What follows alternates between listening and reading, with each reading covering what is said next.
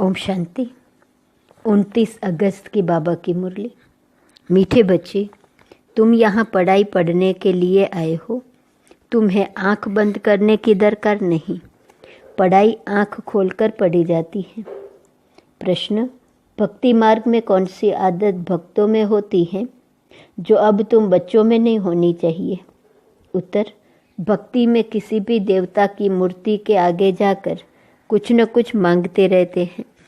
उन्होंने मांगने की ही आदत पड़ जाती है। लक्ष्मी के आगे जाएंगे तो धन मांगेंगे, लेकिन मिलता कुछ नहीं। अब तुम बच्चों में यह आदत नहीं। तुम तो बाप के वर्षे के अधिकारी हो। तुम सच्चे विचित्र बाप को देखते रहो, इसमें ही तुम्हारी सच्ची कमाई है। ओम शांति। रूहानी बाप बैठ रूहानी बच्चों को समझाते हैं। यह पाठशाला है, परंतु यहाँ कोई चित्र अर्थात देहधारी को नहीं देखना है। यहाँ देखते भी बुद्धि उस तरफ जानी चाहिए जिसको कोई चित्र नहीं है। स्कूल में बच्चों का अटेंशन हमेशा टीचर में रहता है, क्योंकि वह पढ़ाते हैं तो ज़रूर उनका सुनना है, फिर रिस्पॉन्ड करना है। टीचर प्रश्न पूछेगा तो इशारा करेंगे ना, मैं बताता हूँ। यहाँ यह है विचित्र स्कूल, क्योंकि विचित्र पढ़ाई है। जिसका कोई चित्र नहीं है तो पढ़ाई में आंखें खोलकर बैठना चाहिए ना। स्कूल में टीचर के सामने कभी आंखें बंद करके बैठते हैं क्या? भक्ति मार्ग में हीरे हुए हैं आंखें बंद कर माला जपना आदि। साधु लोग भी आंखें बंद करके बैठते हैं। वह तो स्त्री को देखते भी नहीं कि कहाँ मन चलायमान न हो जाए। परंतु आजकल जमाना है तमो प्रधान। बाप तुम बच्चों को समझाते हैं। यहाँ तुम बल देखते हो शरीर को, परंतु बुद्धि उस विचित्र को याद करने में रहती है। ऐसा कोई साधु संत नहीं होगा जो शरीर को देखते याद उस विचित्र को करे।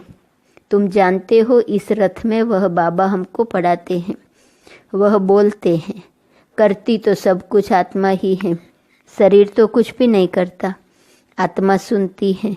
रूहानी ज्ञान व जिस्मानी ज्ञान सुनती सुनाती आत्मा ही है। आत्मा जिस्मानी टीचर बनती है। शरीर द्वारा जिस्मानी पढ़ाई पढ़ते हैं, वह भी आत्मा ही पढ़ती है। संस्कार अच्छे व बुरे आत्मा ही धारण करती है। शरीर तो राख हो जाता है। यह भी कोई मनुष्य नहीं जानते। उन्हों को दे अभिमान रहता है, मैं फलाना हूँ, मैं प्राइम मिनिस्टर हूँ। ऐसे नहीं कहेंगे कि हम आत्मा ने यह प्राइम मिनिस्टर का शरीर लिया है। यह भी तुम समझते हो, सब कुछ आत्मा ही करती है। आत्मा अविनाशी है। शरीर सिर्फ यहाँ पार्ट बजाने के लिए मिलता है। इसमें अगर आत्मा न होती तो शरीर कुछ कर न सके। आत्मा शरीर से निकल जाती तो जैसे एक लोथ पड़ा रहता है। आत्मा को इन आँखों से देख नहीं सकते, वह तो सूक्ष्म है ना। तो बाप कहते हैं बुद्धि से बाप को याद करो। तुमको भी बुद्धि में है, हमको शिव बाबा पढ़ाते हैं इन द्वारा। यह भी सूक्ष्म समझने की बातें हैं। कई तो अच्छी रीति समझते हैं, कई तो जरा भी नहीं समझते। है भी सिर्फ यह बात, अलफ माना भगवान बाबा। सिर्फ भगवान व ईश्वर कहने से वह बाप का संबंध नहीं रहता है। इस समय सब पत्थर बुद्धि है, क्योंकि रचयिता बाप और रचना के आदि मध्य अंत को नहीं जानते हैं। यह वर्ल्ड की हिस्ट्री ज्योग्राफी रिपीट होती रहती है। अभी संगम युग है, यह किसको पता नहीं है। तुम समझते हो, आगे हम भी नहीं जानते थे। बाबा अभी तुम्हें यहाँ ज्ञान से श्रृंगारते हैं। फिर यहाँ से बाहर जाते हो तो माया धूल में लथेड़ ज्ञान श्रृंगार बिगाड़ देती है। बाप श्रृंगार तो करते हैं, परंतु अपना पुरुषार्थ भी करना चाहिए। कई बच्चे मुख से ऐसा बोलते हैं जैसे जंगली, श्रृंगार जैसे कि हुआ ही नहीं है, सब भूल जाते हैं। लास्ट नंबर में जो स्टूडेंट बैठे रहते हैं उनकी पढ़ाई में इतनी दिल नहीं लगती है। हाँ, फैक्ट्री आदि में सर्विस कर साहूकार बन जाते हैं, पढ़ा हुआ कुछ नहीं। यह तो बहुत ऊंच पढ़ाई है, पढ़ाई बिगर भविष्य पद मिल नहीं सकता है। यहाँ तुमको फैक्ट्री आदि में बैठकर कोई काम नहीं करना है जिससे धनवान बनना है। यह तो सब कुछ खलास होना है। साथ में चलेंगी सिर्फ अविनाशी कमाई। तुमको मालूम है मनुष्य मरते हैं तो खाली हाथ जाते हैं, साथ में कुछ भी नहीं ले जाएंगे। तुम्हारे हाथ भरतू जाएंगे। इसको कहा जाता है सच्ची कमाई। यह सच्ची कमाई तुम्हारी होती है 21 जन्मों के लिए। बेहद का बाप ही सच्ची कमाई कराते हैं। तुम बच्चे देखते हो इस चित्र को, परंतु याद करते हो विचित्र बाप को। क्योंकि तुम भी आत्मा हो तो आत्मा अपने बाप को ही देखती है, उनसे पढ़ती है, आत्मा को और परमात्मा को। तुम देखते नहीं हो परंतु बुद्धि से जानते हो। हम आत्मा अविनाशी है, यह शरीर विनाशी है। यह बाप भी बल सामने तुम बच्चों को देखते हैं, परंतु बुद्धि में है कि आत्माओं को समझाते हैं। अभी बाप तुम बच्चों को जो सिखलाते हैं वह सच ही सच है, इसमें झूठ की रति नहीं। तुम सचखंड के मालिक बनते हो। यह है झूठ खंड। झूठ खंड है कलयुग, सचखंड है सतयुग। रात दिन का फर्क है।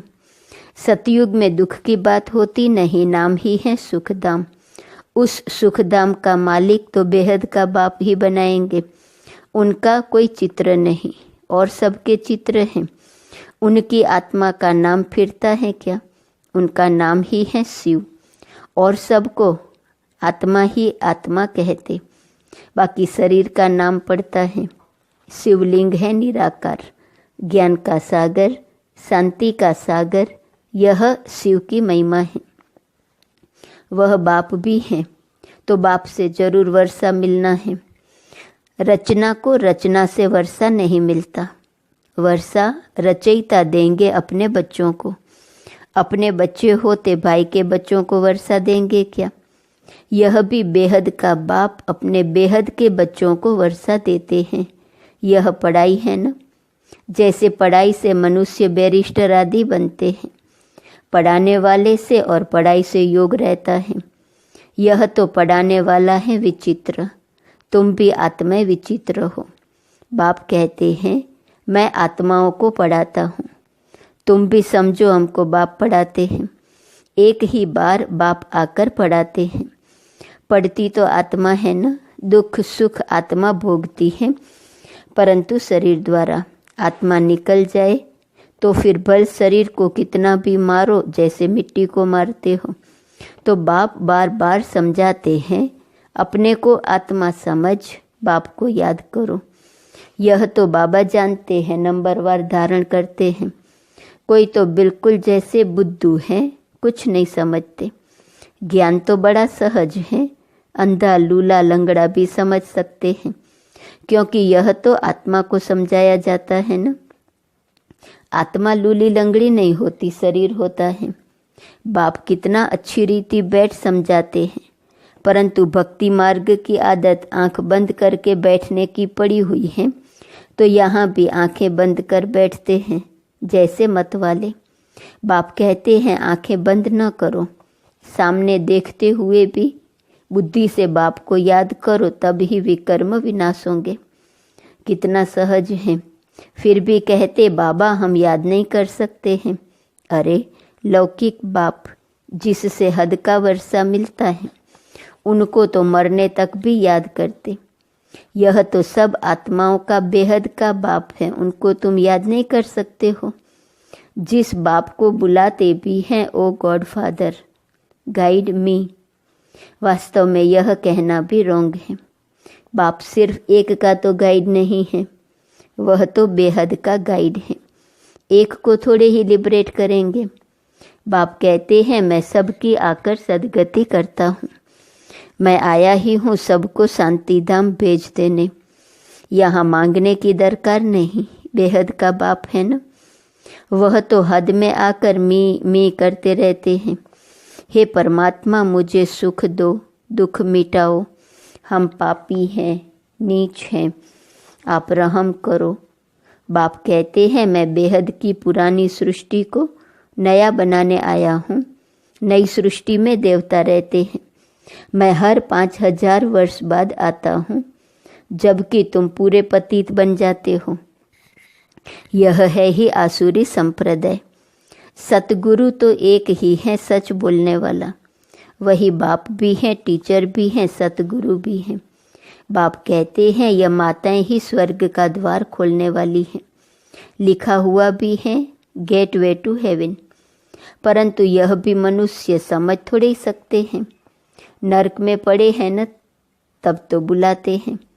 अब बाबा तुमको स्वर्ग में जाने का रास्ता बताते हैं। बाप कहते हैं मैं आता ही हूँ पतितों को पावन बनाने और वापिस ले जाने। अब अपने को आत्मा समझ बाप को याद करो तो तुम्हारे पाप कट जाएंगे। सबको एक ही बात सुनाओ कि बाप कहते हैं माया जीत जगत जीत बनो। मैं तुम सबको जगत का मालिक बनाने का रास्ता बताता हूँ। फिर लक्ष्मी की दीपमाला पर पूजा करते हैं, उनसे धन मांगते हैं। ऐसे नहीं कहते हेल्थ अच्छी करो, आयु बड़ी करो। तुम तो बाप से वर्षा लेते हो, आयु कितनी बड़ी हो जाती है। अभी हेल्थ वेल्थ हैप्पीनेस सब दे देते हैं। वह तो लक्ष्मी से सिर्फ ठिकरियाँ मांगते हैं, वह भी मिलती थोड़े ही हैं। यह एक आदत पड़ गई है। देवताओं के आगे जाएंगे भीख मांगने। यहाँ तो तुमको बाप से कुछ भी मांगना नहीं है। तुमको तो बाप कहते हैं मामे कम याद करने से मालिक बन जाएंगे, और सृष्टि चक्र को जानने से चक्रवर्ती राजा बन जाएंगे। दैवी गुण भी धारण करने हैं, इसमें कुछ बोलने की दरकार नहीं रहती, जबकि बाप से स्वर्ग का वर्षा मिलता है। अभी तुम उनकी पूजा करेंगे क्या? तुम जानते हो हम खुद ही यह बनते हैं, फिर इन 5 तत्वों की क्या पूजा करेंगे? हमको विश्व की बादशाही मिलती है तो यह क्या करेंगे? अभी तो मंदिर आदि में नहीं जाएंगे। बाप कहते हैं यह सब भक्ति मार्ग की सामग्री है। ज्ञान में तो है एक अक्षर मामेकम याद करो।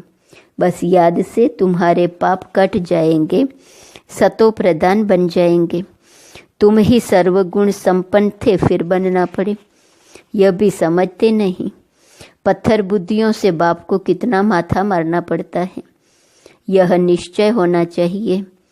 यह बातें कोई भी साधु संत आदि बता न सके सिवाय एक बाप के।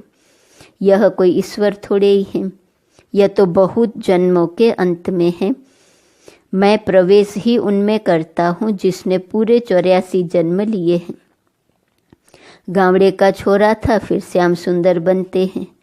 यह तो पूरा गावड़े का छोरा था। फिर जब कुछ साधारण बना तो बाबा ने प्रवेश किया, क्योंकि इतनी भट्ठी बननी थी। इन्हों को खिलाएंगे कौन, तो जरूर साधारण भी चाहिए ना। यह सब समझने की बातें हैं। बाप खुद कहते हैं मैं इनके बहुत जन्मों के अंत में प्रवेश करता हूँ। जो सबसे पतित बना है फिर पावन भी वही बनेंगे। 84 जन्म इसने लिए हैं तत्त्वम। एक तो नहीं, बहुत है न। सूर्यवंशी चंद्रवंशी बनने वाले ही यहाँ आते हैं नंबरवार पुरुषार्थ अनुसार, बाकी ठहर नहीं सकेंगे। देरी से आने वाले ज्ञान भी थोड़ा सुनेंगे, फिर देरी से ही आएंगे। अच्छा, मीठे मीठे सिकी लदे बच्चों प्रति माता पिता बाप दादा का याद प्यार और गुड मॉर्निंग। रूहानी बाप की रूहानी बच्चों को नमस्ते। रूहानी बच्चों की रूहानी बाप को नमस्ते नमस्ते नमस्ते। धारणा के लिए मुख्य सार। पहली पॉइंट, बाप जो ज्ञान श्रृंगार करते हैं उसे कायम रखने का पुरुषार्थ करना है। माया की धूल में ज्ञान श्रृंगार बिगाड़ना नहीं है। पढ़ाई अच्छी रीति पढ़कर अविनाशी कमाई करनी है। दूसरी पॉइंट, इस चित्र अर्थात देहधारी को सामने देखते हुए बुद्धि से विचित्र बाप को याद करना है। आंखें बंद कर बैठने की आदत नहीं डालनी है। बेहद के बाप से कुछ भी मांगना नहीं है। वरदान, समय के महत्व को जान। फास्ट सो फर्स्ट आने वाले तीव्र गति के पुरुषार्थी भव।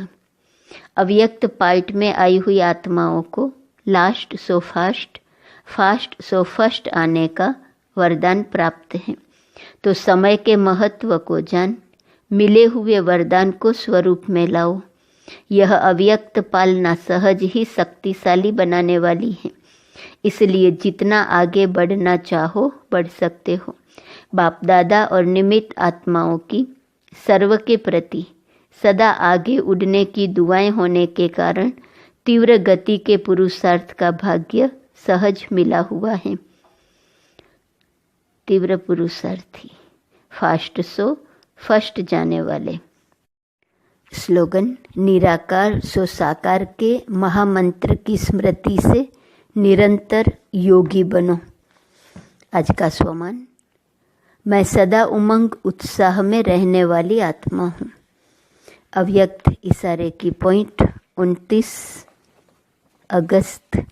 सदा विजय के उमंग उत्साह में रहो, ना उम्मीदी के संस्कार न हो। कोई भी मुश्किल कार्य इतना सहज अनुभव हो जैसे कोई बड़ी बात नहीं है, क्योंकि अनेक बार यह कर चुके हैं। कोई नई बात नहीं कर रहे हैं, कई बार की हुई को रिपीट कर रहे हैं। यह स्मृति विजयी बना देंगी। ओम शांति।